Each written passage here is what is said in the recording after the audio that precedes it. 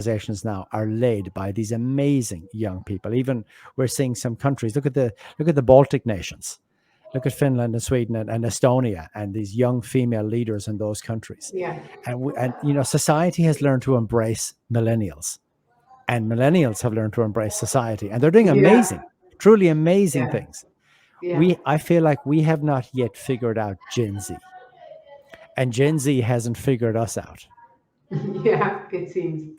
They really haven't. But one thing we do know about them is they're fiscally, financially, they're very prudent.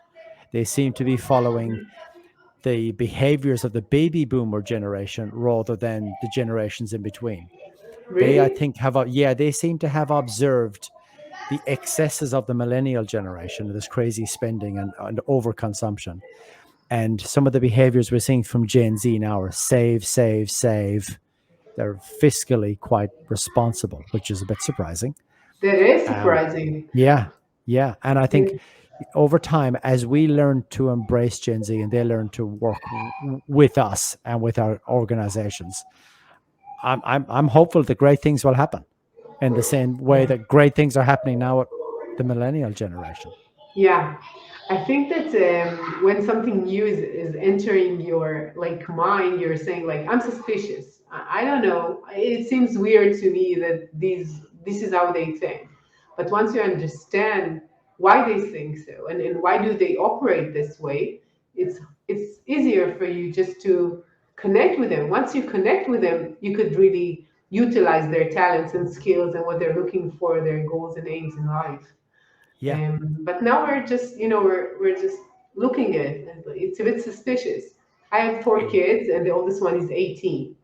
And it's like sometimes I feel like we're not in the same like world. How Yeah. they see the world is so different. And then I feel so old if we're talking about getting old. But I don't really always understand the way that they're thinking. Like what is important for them? Why do they Yeah. think so? Yeah. And it's my daughter, so I can There just you go. guess if it's someone online, Yeah. which is really really hard. So Yeah. what do you think that leaders really need to know, and what will make a successful leader for a remote hybrid team? I think there's a couple of things. One is to involve remote workers when you're making decisions on technology, because remote workers will pressure test your decisions faster than anybody else. So you might think you can choose the next set of tools or technology for collaborating and how you work, but those remote workers will prove you wrong or prove you right, because they Yeah. will be the ones that will find the flaws and find the weaknesses. So my first piece of advice would be kind of bring some of those remote workers into the tent and involve them in the decision making process. Mhm. And the second I would say is to involve Gen Z in how you communicate, because we know now they're blind to any form of communication around security, but really, really aware of anything around privacy. So if you're drafting or crafting communications on changes that are coming or rolling out new technology or new tools or new ways of doing things, use Gen Z to help you get the message right, because they will be the most critical of how it lands. And if you can use them to help you shape that message and make sure that it lands well, you're going to be much more effective in cutting through to people. Yeah, I totally agree. Like I come from design, and there is always this like balance between what the company or the software requires from you and the users on the other hand, especially if we're talking about security, they don't have the same goals, right? So when you're thinking about the organization as the main platform and the users as the employees, it's just the same. You could require VPN and passwords and so many like barriers, but in the end, if they feel it's like too much for them, they will not do it. They will just find a way. And They, if you make them work too hard, it's not good for you too. So you have to balance that. exactly. And organizations need to really accelerate through this change, accelerate through change. Like we have to get away from passwords. We just have to. That's a good example. I'm glad you raised that. And if you think about it, passwords were a great invention in 1961. 61. 1961. But we found out in 1921 they were the primary reason why organizations are getting hacked and getting ransomed. And as a Yeah. society, we just have to move away from passwords really quickly now and go fully passwordless. So that's what, one of the things company leaders need to do. Same with VPNs. For a long time, we thought VPNs could be trusted.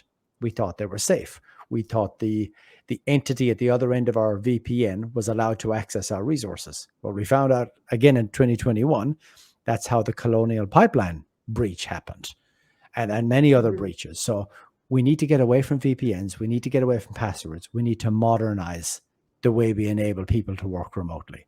There are better ways now, much more secure, much more efficient ways of enabling people to work, and companies have to embrace them and get away from this legacy thinking and legacy technology, because that's Yeah. holding us back.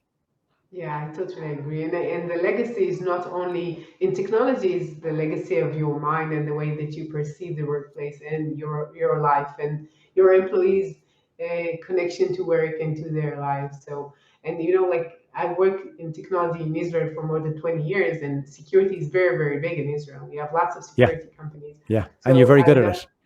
Yeah, we are good at it. And I've done so many security products out there. And I see them getting more soft, getting more it's more complex, but for the user it should be much easier. And it seems that what has been like 10 years ago, even not 20 years, 10 years ago in security is not that relevant right now. And we see hackers being so more sophisticated, Oh more yeah, and more sophisticated. They're so smart. You cannot not like appreciate it. The way that they're understanding these things, they're so smart. So yeah. you cannot just take a name and a number and that's it, and then a question mark in most of the cases. Like that's the character, right? You're right. And for company leaders, it's all about getting the balance right between